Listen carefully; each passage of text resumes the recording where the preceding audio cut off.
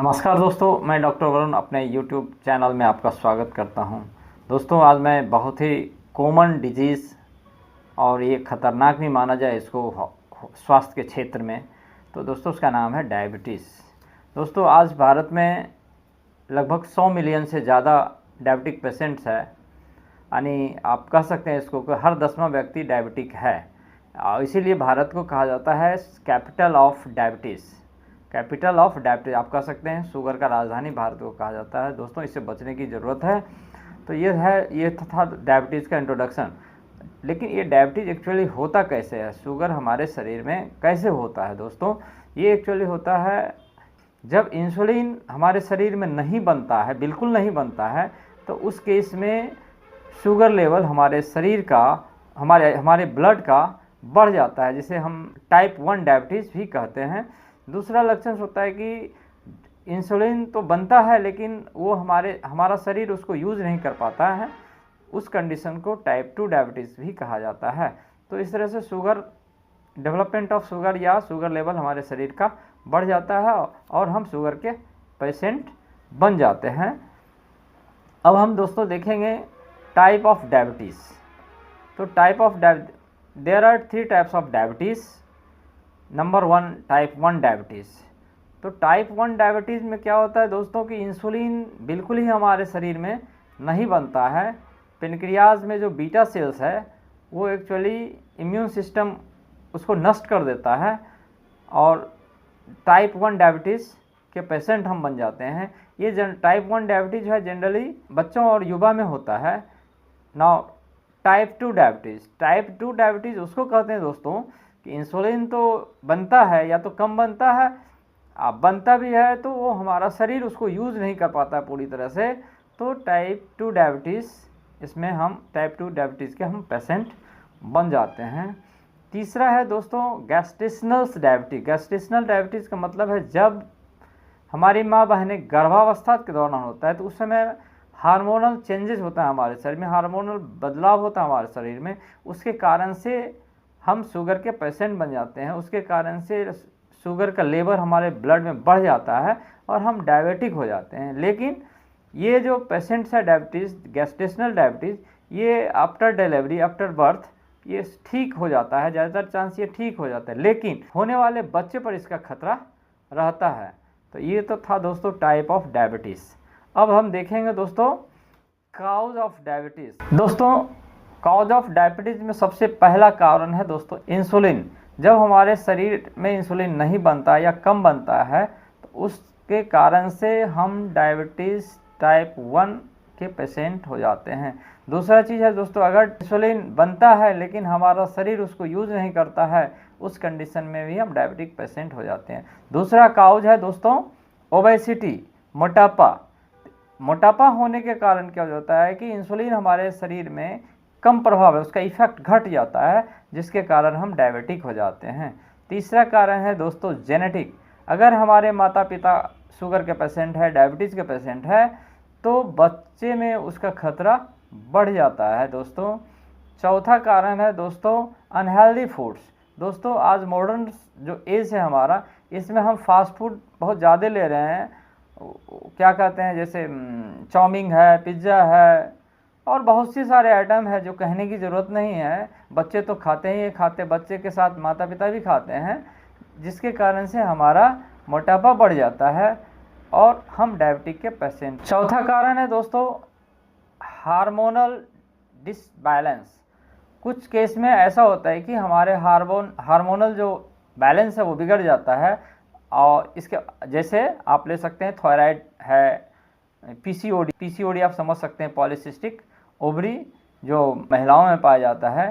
Thyroid और PCOD के कारण से हमारे शरीर में मोटापा बढ़ जाता है, जिसके कारण से हम डायबिटिक के पेशेंट हो जाते हैं। और है दोस्तों जैसे फिजिकल एक्टिविटीज़। अभी भागदौड़ इतना है लोगों में कि काम के पीछे इतना हम लोग ज़्यादा उत्तेजित हैं, हमेशा काम के पीछे लगे रहते हैं। तो क्या हो गया कि हमारा एक्सरसाइज घट गया, हमें फिजिकल एक्सरसाइज घट गया।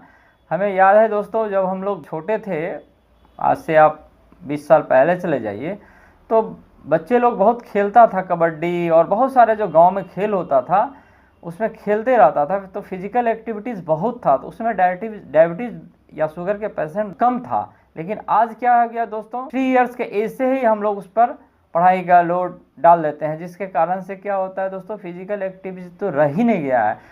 परीक्षा इतना कम्पिटिटिव हो गया है कि सिर्फ पढ़ाई करो, ऑफिस में है तो सिर्फ काम करो, तो उसको फिजिकल नहीं कर पाता है, जिसके कारण से हम डायबिटीज़ हो जाते हैं। मेंटल स्ट्रेस, आप सोच सकते हैं कि अभी हम लोग कितना मेंटल स्ट्रेस में रहते हैं, और अपने एम्बिशन को पूरा करने के लिए, अपने टारगेट को फुलफिल करने के लिए स्ट्रेस में रहते हैं, काफ़ी चिंता में रहते हैं कि ये कैसे होगा, वो कैसे होगा। तो इसके जगह आप मेंटल स्ट्रेस में रहेंगे तो क्या होगा, आपका हार्मोनल बैलेंस है वो भी बिगड़ता है, और जिसके कारण हम डायबिटिक के पेशेंट हो जाते हैं। लास्ट कारण जैसे मेडिसिन, अभी क्या होता है दोस्तों, पहले हम लोग जड़ी बूटी या घरेलू दवाई से हो जाते थे। अभी क्या होता है कि जैसे ही बुखार आया पैरासीटामोल देना शुरू कर देते हैं। दोस्तों आप जानते हैं कि पैरासीटामोल अंग्रेजी की जो दवाई है उसको भुंजा की तरह खाते हैं, जिसके कारण से हम टाइप 2 डायबिटीज़ के शिकार हो जाते हैं। स्टेरॉयड का पूरा यूज होता है, तो स्टेरॉयड और आप मेडिसिनल यूज ज़्यादा करेंगे तो आप पर डायबिटिक का खतरा बढ़ जाता है दोस्तों। तो इससे अच्छा है कि इसको हम लोग इसे परहेज करें, बचें। दोस्तों अब हम देखेंगे sign and symptoms of diabetic patients. Sign and symptoms of diabetic patients यानी शुगर का जो पेशेंट है उसमें क्या क्या चेंजिंग आएगा, क्या क्या लक्षण नज़र आएगा। Now sine and symptoms of the diabetic patients.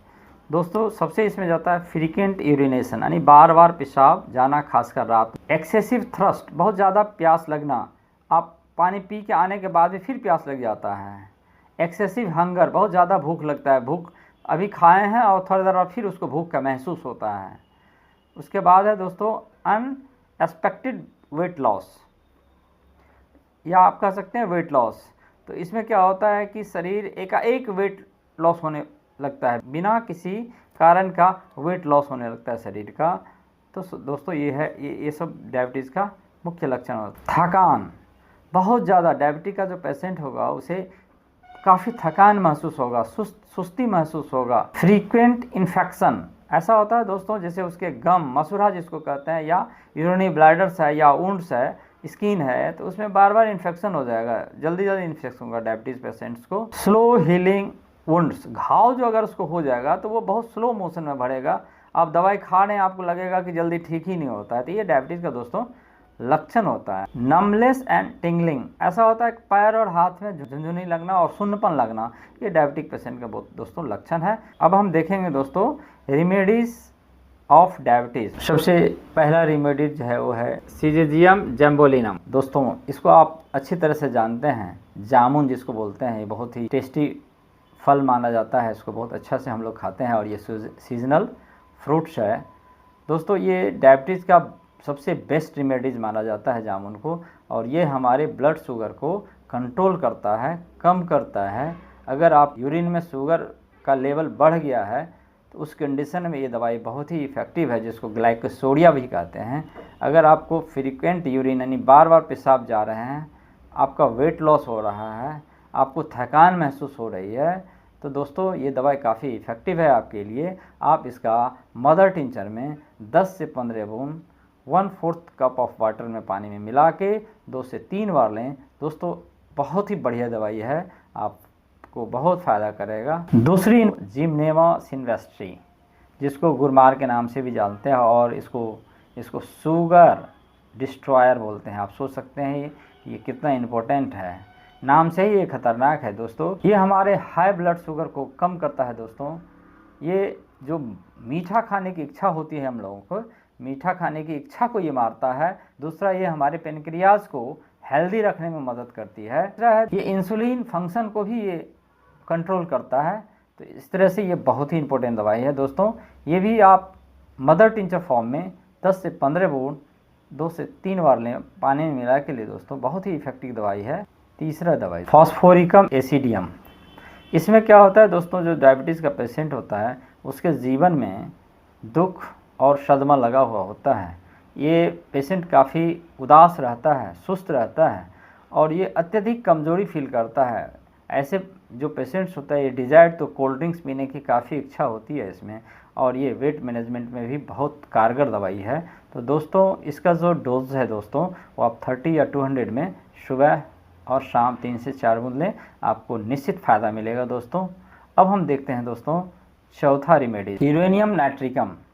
दोस्तों ये दवा उन पेशेंटों के लिए कारगर साबित होता है जो अधिक थकान महसूस करता है, कमज़ोरी महसूस करता है, बार बार पेशाब जाता है, पेशाब करने की इच्छा होती है, और इसके साथ साथ अगर उसको डाइजेस्टिव प्रॉब्लम हो जैसे गैस, एसिडिटी जैसी समस्याएं से जूझ रहा हो, तो दोस्तों ये दवाई आप इसको 30 पोटेंसी में 2 से 3 बार दें और ये बहुत ही कारगर साबित होगा, बहुत ही इफ़ेक्टिव होगा दोस्तों।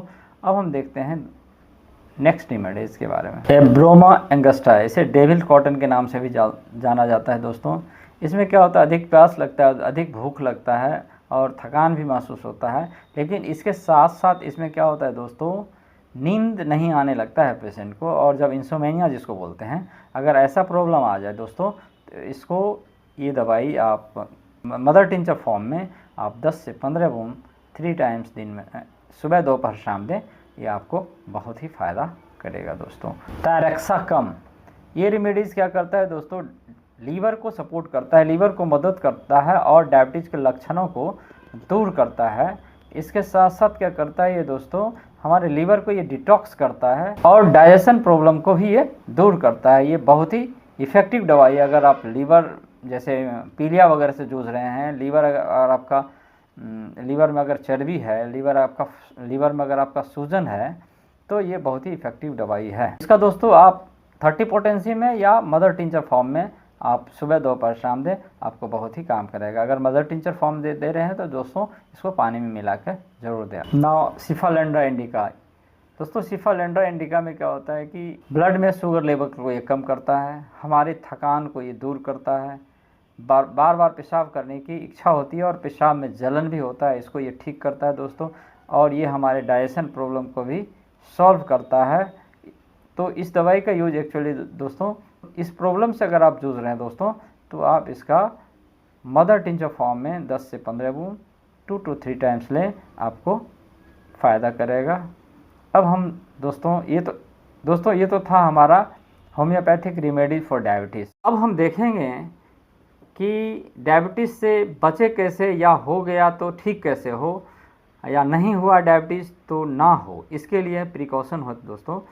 तो दोस्तों अगर आप डायबिटिक पेशेंट हैं तो आप हेल्दी डाइट लें, जैसे फाइबर प्रोटीन युक्त लें, शुगर से रिलेटेड भोजन को अवॉइड करें, जैसे चावल और गेहूं है, इसको अवॉइड करें, मोटा अनाज खाएं, तो आप डायबिटीज़ से बच सकते हैं, या डायबिटीज़ अगर आपको हो गया है तो कम होगा दोस्तों। दूसरा चीज़ है दोस्तों एक्सरसाइज। डायबिटीज़ पेशेंट को एक्सरसाइज पर पूरा ध्यान देना चाहिए और रेगुलर एक्सरसाइज करना चाहिए।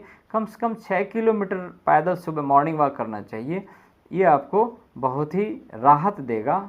इसके अलावा दोस्तों आपको टेंशन फ्री रहना पड़ेगा, टेंशन से दूर रहना पड़ेगा, क्योंकि अगर आप टेंशन में रहेंगे, स्ट्रेस में रहेंगे, तो आपका डायबिटीज़ बढ़ जाएगा। इसलिए टेंशन से बचना बहुत ज़रूरी है। वज़न को नियंत्रण में रखना पड़ेगा दोस्तों। अगर आपका मोटापा बढ़ रहा है तो आप इसे कंट्रोल करें, आप इसे एक्सरसाइज से कंट्रोल करें, इसे आप डाइट से कंट्रोल करें, तो आप डायबिटीज़ से बच सकते हैं। क्योंकि अगर वज़न बढ़ गया, वेट बढ़ जाएगा, तो क्या हो जाएगा, इंसुलिन का इफ़ेक्ट हमारे शरीर पर घट जाता है, जिससे डायबिटीज़ हो जाता है। तो दोस्तों ये था डायबिटीज़ से बचने का तरीका। और अगर आप हेल्दी रहेंगे, अगर आप चुस्त दुरुस्त रहेंगे, आप एक्सरसाइज करते रहेंगे, आप योग और एक्सरसाइज करेंगे, और आप हेल्दी खाना खाएंगे, फाइबर युक्त खाना खाएंगे, प्रोटीन युक्त खाना खाएंगे, तो आप डायबिटीज़ से बच सकते हैं, या हो गया है तो डायबिटीज़ को मैनेजमेंट करके चल सकते हैं। दोस्तों धन्यवाद, इतना ही इस वीडियो।